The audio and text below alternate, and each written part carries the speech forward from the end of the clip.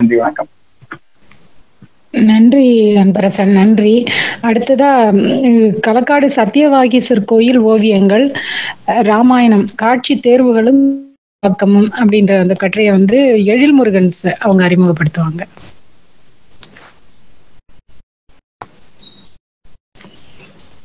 Sir.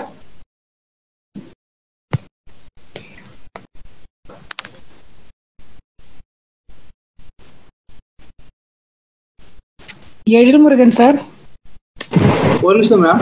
Okay, வந்துட்டேன்.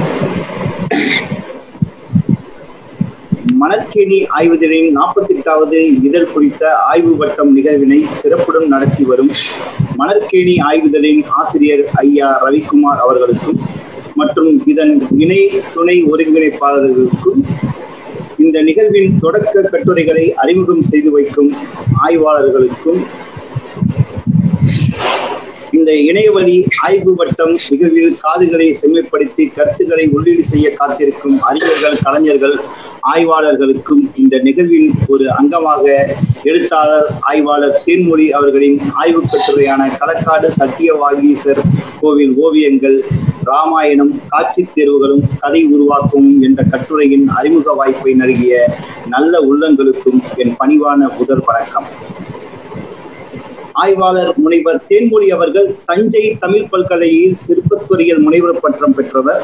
கதை, கவிதை மொழியில் மொழிபெயர்ப்பு, கலை, பண்பாடு என்று 12க்கும் மேற்பட்ட நூல்களை எழுதியவர்.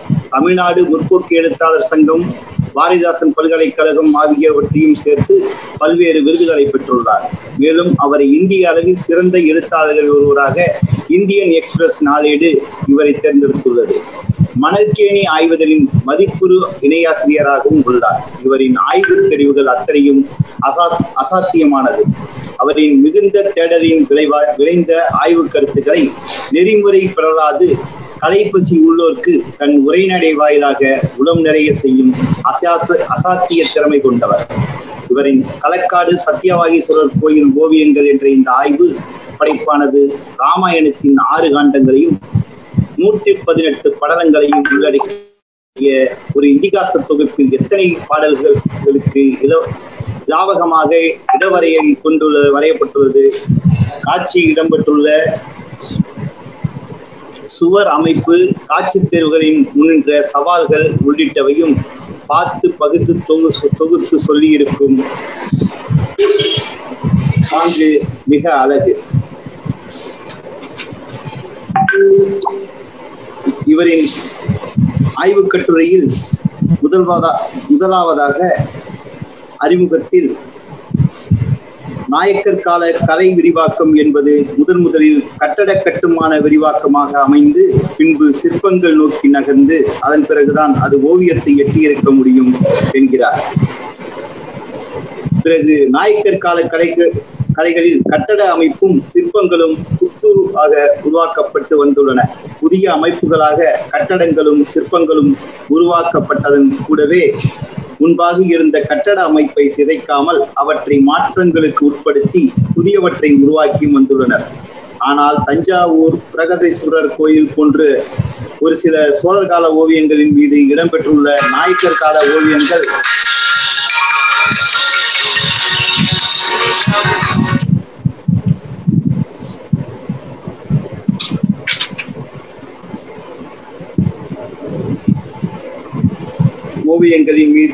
ஓவியங்கள் சில ஐயங்களை நம்முள் எழுப்புகின்றன. முன்பே இருந்த கட்டட அமைப்புகளில் போதுமான பாதுகாப்பான இடவசதிகள் இருந்திருக்கின்ற போதும் புதிதாக உருவாக்கப்பட்ட கட்டட அமைப்புகளான மண்டபங்கள், கோபுரங்கள் போன்றவை தேவைக்கதிகமான இடவசதியோடும் பாதுகாப்போடும் இருந்த போதும் பழைய ஓவியங்களின் மீது காரை பூசி புதுத்தளம் உருவாக்கி அவற்றின் மீது ஓவியங்களை உருவாக்க வேண்டியதன் தேவை என்னவாக இருந்திருக்கும் என்று எண்ணி பார்க்க வேண்டியுள்ளது என்று கூறுகிறார். மேலும் அந்த ஓவியங்களில் உருவங்களில் காவி, மஞ்சள், அடர்காவி ஆகிய வண்ணங்கள் தீட்டப்பட்ட காட்சிகளும் உருவாக்கப்பட்டுள்ளன என்றும் களக்காடு சத்தியவாகீஸ்வரர் கோயில் ராமாயண சித்தரிப்புகள் அவ்வளவாக இதுவரையில் வெளிக்கொணரப்படாதவை என்றும் எழுதுகிறார். இரண்டாவது தலைப்பில் ராமாயண கதையமைவிடம் என்ற தலைப்பில் களக்காடு சத்தியவாகீஸ்வரர் கோயில் கோபுரத்தின் 5வது மற்றும் 6வது தளங்களில் ராமாயண கதை சித்தரிப்புகள் இடம்பெற்றுள்ளன. கோபுரத்தின் இப்பகுதியில் சுவரில் அவை கீழ்கண்டவாறு காட்சிப்படுத்தப்பட்டுள்ளன என்கிறார். 2 அடுக்குகளிலும் கீழ்கண்டவாறு சித்தரிக்குள்ளது அமைந்துள்ளன. 5வது அடுக்கில் பாலகாண்டம், அயோத்தியா காண்டம், ஆரண்ய காண்டம், கிஷ்கிந்தா காண்டம், சுந்தர காண்டம் ஆகியவை அமைக்கப்பட்டுள்ளன என்கிறார். சுந்தரகாண்டம் 5வது மற்றும் 6வது என 2 தளங்களில் அமைக்கப்பட்டுள்ளது என்றும் 6வது தளத்தில் யுத்த காண்டம் சித்தரிக்கப்பட்டுள்ளது என்றும் மேலும் காண்டங்கள் வாரியாக காட்சிகள் கீழ்கண்டவாறு சுவர் பகுதிகளில் அமைந்துள்ளன என்றும் குறிப்பிட்டு விளக்குகிறார். அவர் சில சிறப்பு குறியீடுகளுடன் விளக்கமளிக்கிறார். அவற்றிற்கு பாலகாண்டம், அயோத்தியா காண்டம், ஆரண்ய காண்டம், கிஷ்கிந்தா காண்டம், சுந்தர காண்டம் போன்றவற்றுக்கு சிறப்பு குறியீடுகள் கொடுத்து அடையாளப்படுத்துகிறார். இதிலிருந்து யுத்த காண்டத்திற்கு அதிக பகுதிகளை ஒதுக்கப்பட்டுள்ளதை அறிய முடிகிறது. ஏறக்குறைய 6வது தளத்தில் பெரும் பகுதி யுத்த காண்டத்திற்கு ஒதுக்கப்பட்டுள்ளது என்கிறார். 2 தளங்களில் உள்ள சுவர் பகுதிகளில் 3 கிடைமட்ட பகுதிகளாக பிரிக்கப்பட்டு அதில் காட்சிகள் சித்தரிக்கப்பட்டுள்ளன. அவர் மேற்பகுதியில் கீழ்ப்பகுதியிலும் அலங்கார வளைவுகளாக அலங்கரிக்கப்பட்டு திரைச்சீலை போன்று சுவர் பகுதிகள் மாற்றப்பட்டுள்ளன என்கிறார். காட்சிகளுக்கு இடையே தமிழ் மொழி கொண்டு பிழையோடு காட்சிகள் விவரிக்கப்பட்டுள்ளன. சிவப்பு நிற பின்னணியில் வெள்ளை வண்ணத்தில் வரையவிருக்கும் பகுதிகள் திட்டமிடப்பட்டு அதில் கருப்பு கோடுகள் கொண்டு உருவங்கள் வரையப்பட்டு வெள்ளை, காவி, அடர்காவி, அடர்மஞ்சள் ஆகிய வண்ணங்களால் உருவங்கள் வண்ணம் தீட்டப்பட்டுள்ளது என்கிறார். 5வது தளத்தில் பாலகாண்டம் கலைக்கோட்டு முனிவர் தொடர்பான காட்சியிலிருந்து தொடங்குகிறது என்கிறார். ராமன், லட்சுமணன், சத்ருகனன் மற்றும் பரதன் ஆகியோர் பிறப்பு, வளர்ப்பு முதலியவையும் ராமனையும் லட்சுமணனையும் விஸ்வாமித்திரர் காட்டிற்கு அழைத்து செல்வதும், அகலிகை பெண்ணாவதும், ஜனகன் அவையில் வில் ஒடிப்பதும், திருமண காட்சிகளும் பாலகாண்டம் தொடர்பாக சித்தரிக்கப்பட்டுள்ளன என்கிறார். அதே தளத்தில் அயோத்தியா காண்டம் தொடங்குகிறது. பரசுராமரை வெற்றி கொண்டு அயோத்திக்கு வரும் ராமர், லட்சுமணன் மற்றும் சீதை கைகேயி தசரதனிடம் 2 வரங்கள் கேட்பதும் அதை ராமனிடம் அவனே தெரிவிப்பதும், ராமன் காட்டுக்கு செல்வதும், குகனை சந்திப்பதும், பரத்துவாஜர் ஆசி பெறுவதும் காட்டப்பட்டுள்ளன. அயோத்தியா காண்டத்தின் தொடர்ச்சியில் மகாபாரத காட்சியான கீசகன் இறப்பு சித்தரிக்கப்பட்டுள்ளது என்கிறார். தசரதன் இறப்புக்கு பதிலாக கீசகன் இறப்பு உள்ளது. பொதுவாக நாயக்கர் கால ஓவிய சித்தரிப்புகளில் மகாபாரத, கிருஷ்ணலீலா மற்றும் ராமாயண சித்தரிப்புகள் பொது காட்சிகள் மாறி மாறி இடம்பெறுவது இயல்பானதாகவே உள்ளன என்கிறார்.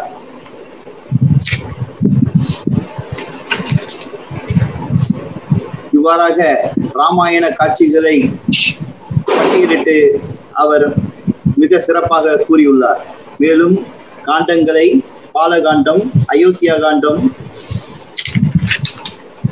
ஆரண்ய காண்டம், கிஷ்கிந்தா காண்டம், சுந்தர காண்டம், யுத்த காண்டம் என்று பட்டியலிட்டு அதில் காட்சிப்படுத்தப்பட்டுள்ள படங்களையும் பட்டியலிட்டு விடுபட்ட படங்களையும் அவர் என்னவென்று விளக்கியுள்ளார் அட்டவணைகள் மூலம்.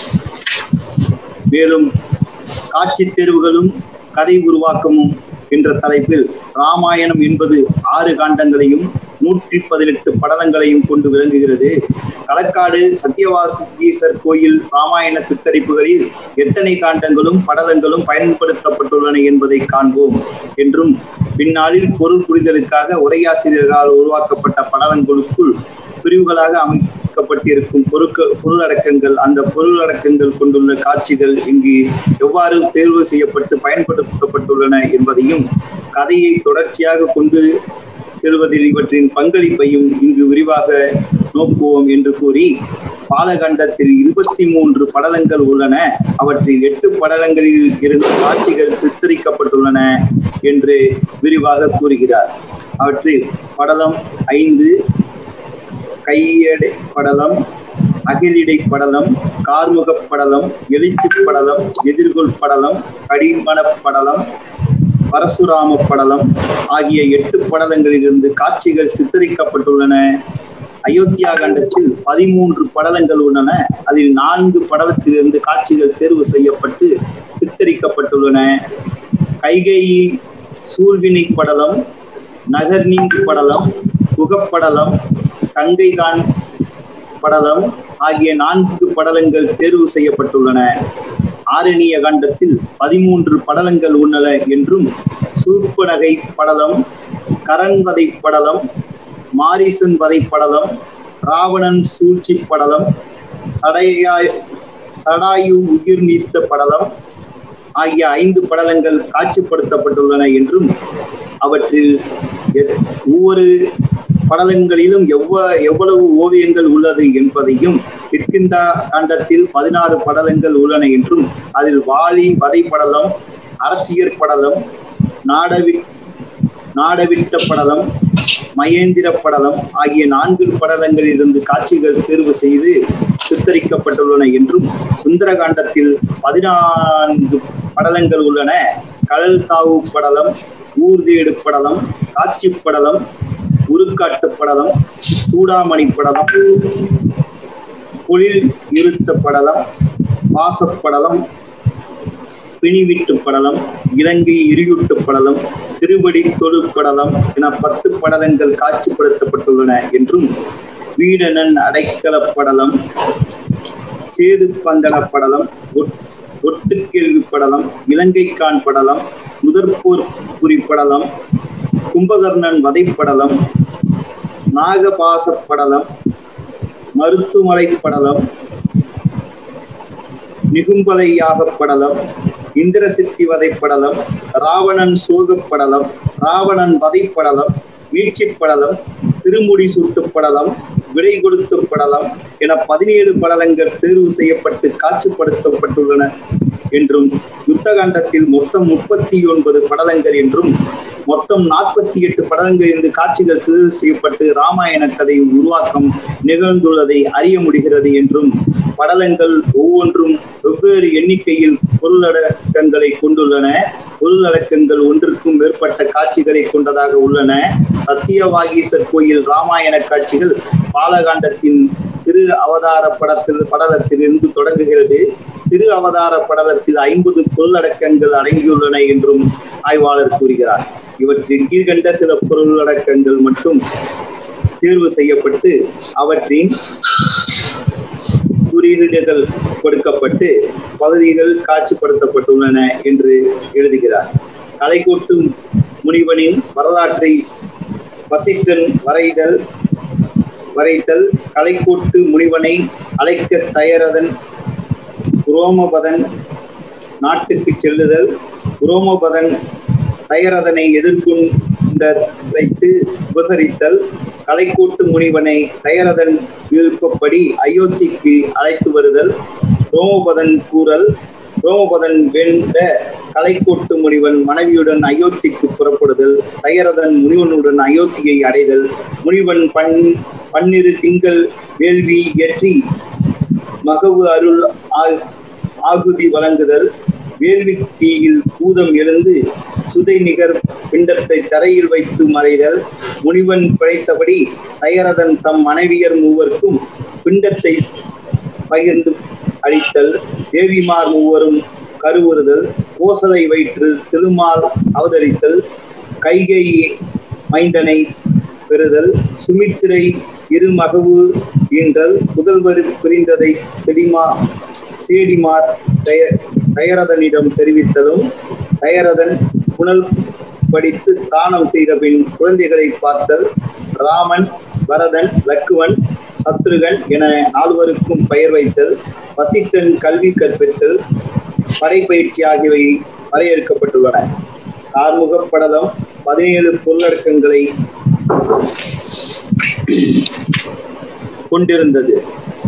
கொண்டிருந்த போதும் 4 பொருளடக்கங்கள் மட்டுமே காட்சிப்படுத்தப்பட்டுள்ளன என்கிறார். சனகன் மாயவில்லை ராமன் நானேற்றினால் தான் தன் துயர் நீங்கும் என உரைத்தல், சனகனது ஏவலர் வில்லை மண்டபத்திற்கு கொண்டு வருதல், இமை பொழுதில் வில்லை எடுத்து நான் ஏற்ற அவ்வில் ஒடிதல், மிதிலை நகர மக்களின் மகிழ்ச்சி ஆகிய பொருளடக்கங்கள் காட்சிப்படுத்தப்பட்டுள்ளன. அதே போன்று கடிமண படலத்தில் 28 பொருளடக்கங்களில் 3 மட்டுமே காட்சிப்படுத்தப்பட்டுள்ளன. ராமனுக்கு சீதையை சனகன் தாரை வார்த்து கொடுத்தல், ராமன் சீதையின் கையை பற்றி தீவலம் வருதல், பரதன் முதலிய மூவருக்கும் திருமணம் நிகழ்த்தல் ஆகியவை காட்சிப்படுத்தப்பட்டுள்ளன என்கிறார். அயோத்தியா கண்டத்தில் காட்சிப்படுத்தப்பட்டுள்ள 4 படலங்களில் நகர் நீங்கு படலத்தில் ஏறக்குறைய 91 என்ற கணக்கில் பொருளடக்கங்கள் இருந்த போதும் ராமன், சீதை மற்றும் லட்சுமணன் ஆகிய மூவரும் நகரை விட்டு நீங்கும் காட்சி மட்டுமே சித்தரிக்கப்பட்டுள்ளது என்கிறார்.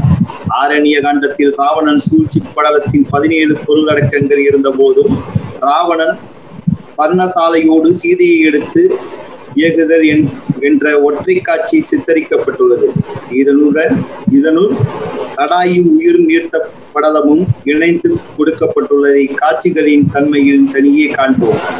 கிஷ்கிந்தா காண்டத்தில் வாலி வதை படலத்தின் 3 காட்சிகள் கொடுக்கப்பட்டுள்ளன என்று ஆய்வாளர் கூறுகிறார். சுக்ரீவனை வாலி மேலே தூக்கலும், வாலி மேல் ராமன் அம்பு எய்தலும், வாலி மண்ணில் சாய்தல், வாலி அங்கதனை ராமனிடம் ஒப்புவித்தல் ஆகிய காட்சிகள் உள்ளன என்கிறார். சுந்தர காண்டத்தில் 10 படலங்கள் காட்சிப்படுத்தப்பட்டுள்ளன. யுத்த காண்டத்தை அடுத்து அதிக படலங்கள் காட்சிப்படுத்தப்பட்டதாக சுந்தர காண்டம் உள்ளது என்கிறார். ஆனால் சுந்தர காண்டத்திற்கு ஒதுக்கப்பட்டிருக்கும் இட அளவு என்பது குறைவாக உள்ளது என்று ஆய்வாளர் கூறுகிறார். ஊர்தேடு படலத்தில் 37 பொருளடக்கங்கள் இருந்த போதும் அனுமன் மதில் மேல் தாவி செல்ல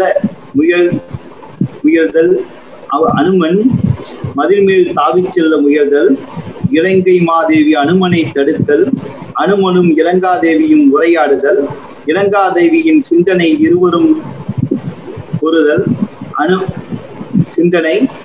பொறுதல், அனுமன் அறைய இலங்கை மாதேவி மண்ணில் வீழ்தல், இலங்கையுள் அனுமன் புகுதல் ஆகிய காட்சிகள் வழியாக ஊர்தேடு படலம் விளக்கப்பட்டுள்ளது என்கிறார். இலங்கை எரியூட்டு படலம் 19 பொருளடக்கங்களை கொண்டிருந்த போது 3 பொருளடக்கங்களுக்கு உரிய செய்திகள், அதாவது மாளிகைகளில் தீப்பற்ற நகர மாந்தர் பூசலிட்டு ஓடுதல், எரிபற்ற யானைகள் ஓடுதல், அனுமன் சீதையின் பாதங்களை வணங்கி இலங்கை விட்டு வீழுதல் ஆகியவை, அனுமன் மாளிகைகளுக்கு தீ வைப்பது, யானைகள் பயந்து ஓடுவது, விசுவகர்மனை சந்திப்பது, சீதையை வணங்குவது, இலங்கையை நீங்கி தாவிச் செல்வது எனும் 5 காட்சிகளாக விளக்கப்பட்டுள்ளன என்று ஆய்வாளர் கூறுகிறார். காட்சி படலம், உருவக்காட்டு படலம், சூடாமணி படலம், மொழி இருத்த படலம் ஆகிய 4 படலங்களும் சிறிய பகுதியில் 6 காட்சிகளாக விளக்கப்பட்டுள்ளது என்பது ஓவியன் திறமையை தெரிவிப்பதாகவே உள்ளது என்று ஆய்வாளர் கூறுகிறார். யுத்த காண்டத்தில் 6வது படலமான கடல் சீரிய படலத்தில் உள்ள 9 பொருளடக்கங்களில் ராமன் வேண்டுகோள்படி லக்குவன் வில்லை கொடுத்தல், ராமன் கடலின் மேல் அம்பு விடுதல் ஆகிய 2 செய்திகள் சித்தரிக்கப்பட்டுள்ளன என்கிறார். ஆனால் இது ஒற்றை காட்சியாக உள்ளது. வில்லின்றி ராமன் அருகில் இருக்கும் லட்சுமணன் அமர்ந்தபடி கடலை குறிவைக்கும் ராமன், எதிரே பணிவோடு நிற்கும் அனுமன் ஆகிய மூவரும் ஒன்றை காட்சிக்குள் அடக்கப்பட்டுள்ளனர். 10 பொருளடக்கங்களை கொண்ட வர்ணன் அடைக்கலப்படலம் தம் தேவியரோடு ராமன் எதிரில் வணங்கி நிற்கும் கருணனை காட்சிப்படுத்தலோடு முடிந்து விடுகிறது என்றில்லாமல் சில உரையாடலை தனக்குள் கொண்டதாக உள்ளது. இங்கு சித்தரிக்கப்பட்டுள்ள இராமாயணத்தில் பல காட்சிகள் ஒரு செய்தியை தெரிவிக்கும் ஒற்றை காட்சியாக இருந்த போதும் அந்த காட்சிகள் தனக்குள் கொண்டுள்ள பாத்திரங்களுக்கு இடையேயான உரையாடலை உள்ளடக்கியவையாகவும் உள்ளன என்பதை கவனத்தில் கொள்ள வேண்டியுள்ளது என்று ஆய்வாளர் அவர்கள் கூறுகிறார். காட்சிகளின் தன்மைகள் குறித்து அடுத்த இயலில் விரிவாக பார்ப்போம் என்றும் எழுதியுள்ளார். 15வது படலமான முதற்போர் புரி படலத்தில் 3 காட்சிகள் உள்ளன என்று எழுதியுள்ளார். அந்த காட்சிகளையும் மிக தெளிவாகவே விளக்கி விரிவாக கூறியுள்ளார்.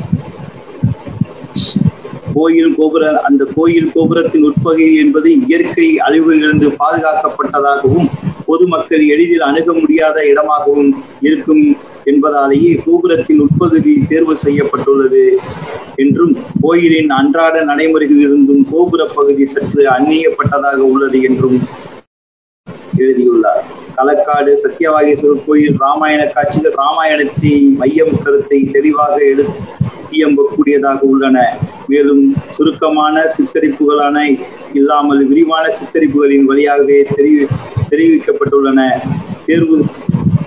தேர்வு செய்யப்பட்டிருக்கும் காட்சிகள் ராமாயண கதையை பார்வையாளர்களுக்கு தெளிவாக தெரிவிப்பதோடு அதிக படலங்கள் விடுபட்டிருந்த போதும் விடுதலின்று தொடர்ச்சியான கதை போக்கை கொண்டு அமைந்துள்ளது என்று ஆய்வாளர் அவர்கள் தெளிவாக கூறுகிறார் என்பதே களக்காடு ராமாயண சித்திரிப்புகளின் சிறப்பாக உள்ளது என்றும் அவர் அந்த திறமையான ஓவியர்களை பற்றி அழகாக கூறுகிறார். சித்தரிப்பில் விடுபட்ட காண்டங்கள் மற்றும் படலங்கள் வாயிலாக முன்வைக்கப்படும் கோட்பாடுகளை அவர் வரையறைத்துள்ளார். அவை பொதுவாக எழுத்து வடிவில் உள்ள காப்பியங்களை, புராணங்களை மற்றும் கதைகளை சிற்ப ஓவிய கலைகளாக மாற்றுதல் என்பது கடினமான முயற்சியே என்றும் இலக்கிய வடிவத்தில் பல நூறு பக்கங்களை கொண்ட இவற்றை வேற்றுக்கலை வடிவங்களாக மாற்றுதல் என்பது இடர் நெருக்கடியை கையாளுதல், திட்டமிடல் என்பது மட்டுமில்லாமல் காட்சிகளை தேர்வு செய்வதிலும் அடங்கியுள்ளது என்று ஓவியர்களின் நிலை நின்று மிகவும் உன்னிப்பாக கவனித்து இதை எழுதியுள்ளார். ஒரு ஓவியனுக்கு கூடுதல் சவாலான செயற்பாடு எதுவெனில் காட்சிகளை சித்தரிக்க தேர்வு செய்வதை விடவும் காட்சிகளை தவிர்த்து விடுதல் என்பதே ஆகும். காட்சிகளை தேர்வு செய்தல் மற்றும் தவிர்த்து விடுதலில் கலைஞன் சில அரசியல் புரிதல்களையும் கொண்டிருக்க வேண்டிய தேவையுள்ளது என்று அக்கால அரசியலையும் இக்கால அரசியலையும் உற்று நோக்கி ஆய்வாளர் அவர்கள் மிகவும் தெளிவாக எழுதியுள்ளார். காப்பியங்களை, புராணங்களை மற்றும் கதைகளை தேர்வு செய்வதிலும் அதிலிருந்து காட்சிகளை தேர்வு செய்வதிலும் அவன் இடம்பெறும் பொருள் காலம் அறிந்து செயல்பட வேண்டியுள்ளது. சைவம், வைணவம், நாட்டுப்புற தொடர்புடைய காப்பியங்கள், புராணங்கள், கதைகள் மற்றும் தெய்வங்கள் ஆகியவற்றிலிருந்து ஒன்றை அல்லது சிலவற்றை தேர்வு செய்வதன் பின்னணியில் கலைஞனின் சமூகம் மற்றும் அரசியல் புரிதல் அடங்கியுள்ளது என்றும் மத, இன, சமூக, அரசியல் சூழல்களை உள்வாங்கியே கலை வெளிப்படுகிறது என்றும் அதனால் தான் கலைகள் அந்தந்த காலகட்டத்தை நம்பப்படுகிறது என்றும் அதனால் காட்சி தேர்வுகளிலும் தவிர்த்தலிலும் கலை வெளிப்பாட்டு முயற்சி மட்டுமே இருப்பதாக கொள்ள முடியாது. சைவ கோயில்களில் வைணவம் தொடர்பானவை சித்தரிக்கப்படுவதையும் வைணவ கோயில்களில் சைவம் தொடர்பானவை சித்தரிக்கப்படுவதையும் சில கோயில்களில் சைவ வைணவம் இரண்டும் சித்தரிக்கப்படுவதையும் அரிதாக சில கோயில்களில் நாட்டுப்புற தெய்வங்களும் கதை மாந்தர்களும் சித்தரிக்கப்படுவதையும் யதார்த்தமாக அணுகுவதை விட அன்றைய சமூக அரசியல் புரிதலோடு அவற்றை ஆராய வேண்டிய தேவையுள்ளதோடு இன்றைய சூழலுக்கும் பொருத்தி பார்க்க வேண்டிய கட்டாயம் உள்ளது என்று ஆய்வாளர் அவர்கள் எழுதியுள்ளார். ஏனெனில் அரசியல், சமூகம் மற்றும் கால சூழல்களில் உள்வாங்கிய கலைகள் வெளிப்படுத்தப்படுகிறது என்பதை நாம் கவனத்தில் கொள்ள வேண்டும் என்றும் களக்காடு சத்தியவாகீஸ்வரர் கோயில் ராமாயணம் சித்தரிப்பில் பாலகண்டத்தில் உள்ள 23 படலங்கள் 8 படலங்கள் மட்டும் தேர்வு செய்யப்பட்டு காட்சிகளாக சித்தரிக்கப்பட்டுள்ளன என்றும் மீதமுள்ள ஆற்றுப்படலம், நாட்டுப்படலம், நகரப்படலம், அரசியல் படலம், தாடகை வதைப்படலம், வேள்வி படலம், மிதிலை காட்சி படலம், கைக்கிளை படலம், சத்திர சைத படலம், வரைக்காட்சி படலம், பூப்பை படலம், நீர் விளையாட்டு படலம், உண்டாட்டு படலம், உலாவியற் படலம், கோலம்கான் படலம் ஆகிய 15 படலங்கள் சித்தரிக்கப்படாமல் விடுபட்டுள்ளன மிகவும் தெளிவாக கூறியுள்ளார். அயோத்தியா காண்டத்தில் 13 படலங்களிலிருந்து மந்திர படலம், மந்தரை சூழ்ச்சி படலம், தைலம் ஆட்டுப்படலம், கங்கை படலம், வனம்புகு படலம், சித்திரக்கூட படலம், பள்ளிப்படை படலம், 6 செல் படலம், திருவடி சூட்டு படலம் ஆகிய 9 படலங்கள் சித்தரிக்கப்படவில்லை என்றும் கூறுகிறார். ஆரண்ய காண்டத்தில் 13 படலங்களில் விராதன் வதைப்படலம், சரவங்கள் பிறப்பு நீங்கு படலம், அகத்திய படலம், சடாயுகான் படலம், சூர்பனகை சூழ்ச்சி படலம், அயோமுகி படலம், கவந்தன் படலம், சவரி பிறப்பு நீங்கு படலம் ஆகிய 8 படலங்கள் சித்தரிக்கப்படவில்லை என்றும், கிட்கிந்தா கண்டத்தில் பம்பை வாவி படலம், அனுமப்படலம், நட்பு கோட்படலம், மராமரப்படலம், துந்தப்பி படலம், கலன்கான் படலம், கார்கால படலம், கிட்கிந்தா படலம், தானைகான் படலம், விளம்பு நீங்கு படலம், 6 செல் படலம், சம்பாதி படலம் ஆகியவை சித்தரிக்கப்படாமல் விடுபட்டுள்ளன என்றும், சுந்தரகாண்டத்தில் கிங்கரர் வதைப்படலம், சம்புமாலி வதைப்படலம், பஞ்ச சேனாதிபதிகள் வதைப்படலம், அக்க குமாரன் வதைப்படலம் ஆகியவை விடுபட்டுள்ளன என்றும், யுத்தகாண்டத்தில் கடல்கான் படலம், ராவணன் மந்திரப்படலம், இரணியன் வதைப்படலம், இலங்கை கான் படலம், மகுட வங்கப்படலம், அணிவகுப்பு படலம், அங்கதன் தூது படலம், மாய சனக படலம், அதிகாயன் வதைப்படலம், படைத்தலைவர் வதைப்படலம், மகர கண்ணன் வதைப்படலம், பிரம்மாந்திர படலம் என்று அத்தனை படலங்களையும் தொகுத்து அளித்துள்ளார். மேலும் அவர்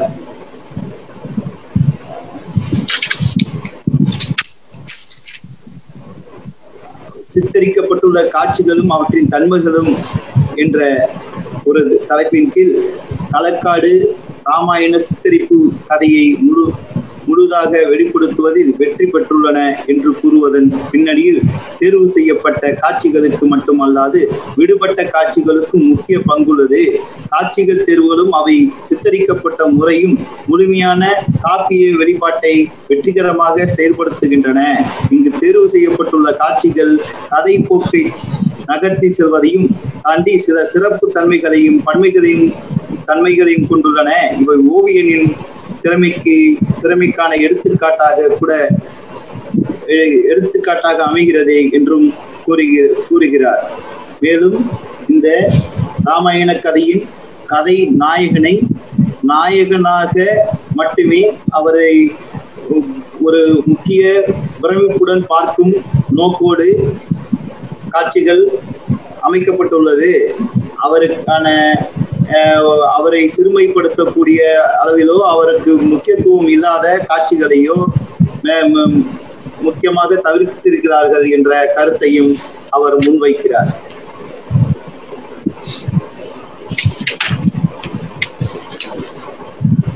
முடிவுரையாக தென்கிழக்கு ஆசிய நாடுகளில் பேசப்பட்டு வரும் பல்வேறு விதமான ராமாயண கதைகள் குறித்து ஏ.கே. ராமானுஜன் தனது கட்டுரை ஒன்றில் விவரித்துள்ளார் என்றும், அவர் கதை சொல்லும் பாட்டு கதை சொல்லி ராமாயணத்தை பரப்பக்கூடிய அந்த நிகழ்வுகளை விவரித்துள்ளதையும் அவர் எழுதி அதற்கான ஒரு பாடலையும் அவர் கட்டுரையில் இணைத்துள்ளார். மேலும் அவர் வாய்வழி கதையாடலாகவும் எழுத்து வடிவத்திலும் இருந்து வந்துள்ள புராணங்களையும் இதிகாசங்களையும் மற்றொரு கலை வடிவங்களான சிற்பம் ஓவியங்களின் மொழிபெறுத்தல் என்பது சவாலான செயல்பாடாகும். உண்மையில் திட்டமிடப்பட்ட குறைந்தபட்ச இடப்பரப்பில் ஒரு காப்பியத்தை அமைத்து காட்டுதல் என்பது ஓவியனின் சிற்ப ஓவிய தொழில்நுட்ப திறமையை தாண்டி அவர்களிடம் இருந்துள்ள பல்வேறுபட்ட திறமைகளையும் தெரிவுபடுத்துவதாக உள்ளது என்று எடுத்து உரைக்கிறார்.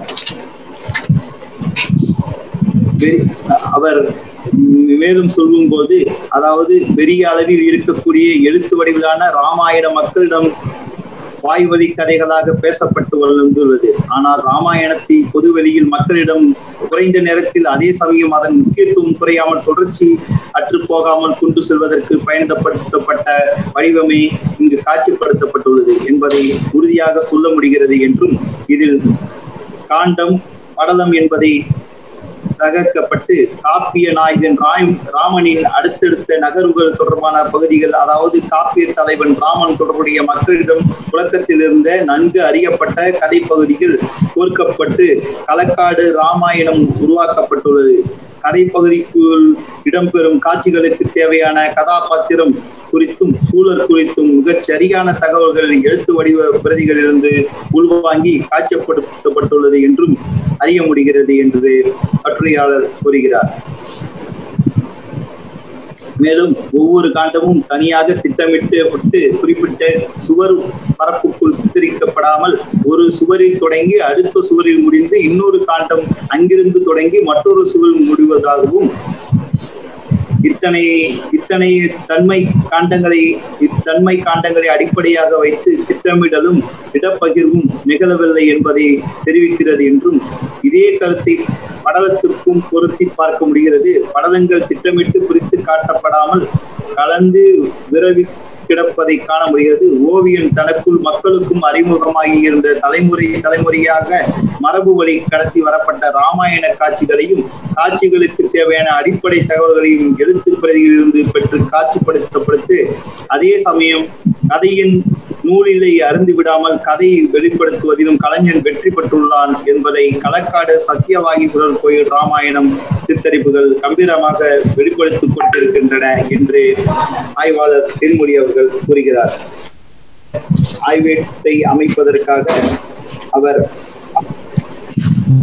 பல நூல்களை படித்தும் பின்பு புகைப்படங்களுடனும் அட்டவணைகளுடனும் இந்த ஆய்வை மிக சிறப்புடன் செய்து முடித்துள்ளார். நன்றி.